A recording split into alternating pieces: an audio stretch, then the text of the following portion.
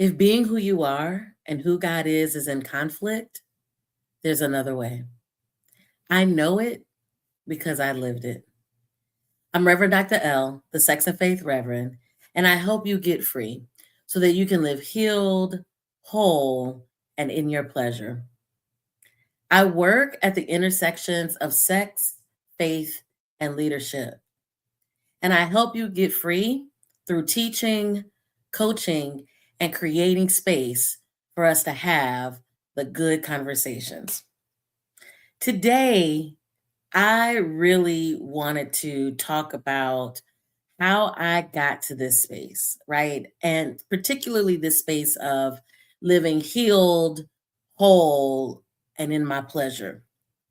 And what brought me to this space was actually the conflict of thinking that I could not love God and sex too. Or really, what happened, beloveds, is that I fell in love with a woman at 30 and it completely changed my life because I thought at that time that I absolutely could not be a same gender loving person and still be faithful in the church.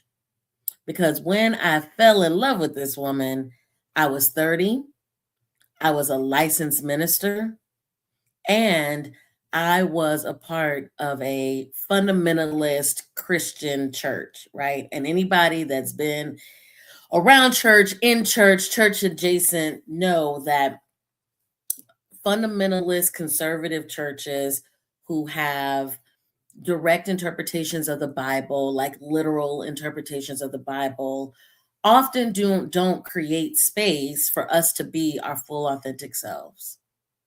They also tend to be the spaces that tell us that people who are lesbian, gay, bisexual, transgender, queer, or questioning are going to hell.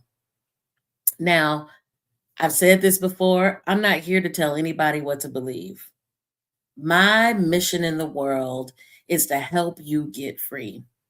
And I have uniquely been positioned to do that. I think through my, I not I think, not I think, through my lived experience and through my education, right? So it's not just like, oh yeah, I'm talking about this because I just thought about it, but I actually went to school and I got a lot of degrees to prove it. But ultimately, beloved, regardless of the degrees, what my lived experience has taught me and what I know to be true, right? And what we love to say in the Black church tradition, I know that I know that I know that God loves me fully, wholly, and unconditionally. And that I have learned that I can be bisexual and I can be used by God. Now, I opened this whole video by saying, if you're in conflict with these two things, right? Who you are, queer, questioning, somebody who enjoys engaging in sexual activity responsibly, of course, right? Mutual affirming, consensual relationships. And you're wrestling with God, with church, with the Bible. I have developed a 4-step process that moves you from confusion to clarity. And that framework and model is called W.R.A.P. W-R-A-P. And W.R.A.P is a framework and it's also a discernment tool. And the reason that I created W.R.A.P was because, y'all, when I fell in love with this woman, it knocked me out of my box. I mean, really. I had no idea, number one, that this was possible because at that time I thought I was just straight. But how many of you know if you just keep on living, life will invite you to another version of yourself? And if we are equipped and supported, we can really like make it through that rocky season. Now, beloveds, I'm 50 and this happened when I was 30. And it took me all of my 30s and a little bit of my 40s to even get comfortable to be able to say that I know beyond a shadow of a doubt that God loves me, that God has called me, and that yes, the church has taught us a lie. That we can be fully and authentically who God created us to be, and we can love God. Now, I can go into a whole lot of other conversations about the church and theology, and that we will save for another day, beloved. But right now, what I want to share with you in this video and what I want to offer to you from my lived experience is the fact that you can absolutely move from this place of deconstruction, of asking all those what questions and why questions, or doing what I call getting stuck in the loop of paralysis analysis. Y'all know what that is. When we can always ask, what is the issue and why is this continuing? And we go on and on and on about it. But really, beloveds, our healing, our wholeness, and yes, living in our pleasure is just on the other side of that deconstruction. This is where reconstructing and building a life that you want, a life that I won't say is free of struggle, but at least a life that has a tool that can help you find your own sense of clarity in your journey. And what W.R.A.P has done for me is it has taught me how to sit, how to name, how to choose, and then in my own becoming, how to practice. So, what I didn't need, beloved, was answers. What I needed was a process.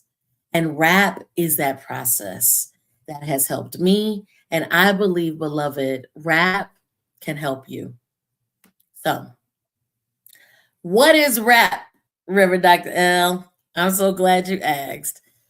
W.R.A.P stands for wrestle, reconcile, accept, and practice. Child, let me talk right. Wrestle, reconcile, accept, and practice. Right. So the first phase, the first step of the model and the framework is wrestle. In order for you to get to your place of clarity, in order for you to move to your place of freedom, you've got to be able to wrestle, which means you got to name the thing that you're struggling with, right? You've got to be able to address the shame and the guilt head on. And that's what wrestle invites you to do. Wrestle invites you to sit with a process that allows you to name for yourself the very thing that you're dealing with and that you're struggling with. And sometimes we are wrestling with God versus shame, love versus sin, or are we being faithful to what we believe God has called us to be while also being faithful to who we see ourselves becoming and who we have accepted ourselves to be. So wrestling is about naming, and it is about a form of honesty with yourself that really, I believe, is the launch pad to your own sense of healing and freedom. The second step in the process is reconcile. Once you've named the thing, right? We got to name the thing. We then can do the process of reconciling. This is about choosing what you are going to carry forward. What do I mean by that? Sometimes we have to choose the things that we have been taught and what we believe and actually struggle and come to this place where we align actually what we believe, right? Based on our lived experiences, based on how we choose to understand God, or based on how we choose to like see the truth that has shown for ourselves. Sometimes reconcile can be difficult because the work of being true to yourself can sometimes involve letting go of the things that the people you loved have taught you. What reconciling is not about is erasing tradition or I'm not here again to tell you what to believe or to tell you to let go of everything that hurt you, because that ain't real, beloveds. I love the church. And yes, the church has done its fair share of hurt to me, and people in the church have done that. But what reconcile does is it invites you into intentional choice around what it is that you now believe about who God is, about the Bible, and about who you are. Once you get through reconcile, then there's accept. And accept is that clarifying decision point between knowing and becoming. What do I mean by that? I mean that acceptance is not just about intellectually knowing a thing, it's about embodying that truth for yourself. Once I came to this place that I just knew from my lived experience that I could question God, I could get an answer from God, and that ultimately I could be ethical in like who I was and how I moved, because I finally accepted that God loves me and God is not ashamed of me. And yes, God had guided me to do this work in the world, right? And particularly, I talk about this story in my book, Faithfully Free, where when I fell in love with this woman, I had to preach. And child, that was that was a moment. You should pick up the book, Faithfully Free. You can grab it in my stand store, or you can hop over to Amazon and get you a copy. There's a digital version and there is a paperback version. Anyway, what accept allowed me to do is choose to believe that loving that woman was not sin, and accepting that when I was clear about who I am and what I believe, that served as foundation to becoming all that I believe God, divine spirit, universe has called and created me to be. So now, after we get through accept, then you have to, the final step in WRAP is to practice. This is where it gets real good, beloved, because when we practice, that is when we take one aligned step, one action that is aligned with what we have named and reconciled, and now we've accepted about what we want in our life, right? And what we want in our relationship with ourselves and our relationship with spirit, right? With divine, with universe. Because ultimately, when we begin to practice those things that feel most authentic to who we are, most clear about what it means to be loved, about what it means to be faithful, about what it means to move toward this place of clarity. Practice is that embodied step that allows you to actually give it a test drive in your life, right? And I know that sounds, or it can sound a little scary, but beloved, if you just try it out, I can darn near guarantee you, right? And I don't use darn very often because I am a cousin preacher, but I can darn near guarantee you that the practice phase or step of WRAP really opens doors first in your heart, your spirit, your mind, and your body, and then in your life at large. Practice builds your integrity. And practice is that pathway and the road toward living in your pleasure because you're healed, whole, and free. Whew, beloved, I have given you a quick overview of this 4-step model framework that allows you to move from chaos to clarity, from confusion to alignment, and yes, beloved, from shame to freedom. If you are ready to do those things, and WRAP sounds like something you want to get a little bit more into, then I'm inviting you to download the W.R.A.P Quick Start Guide. It is a gentle entry point.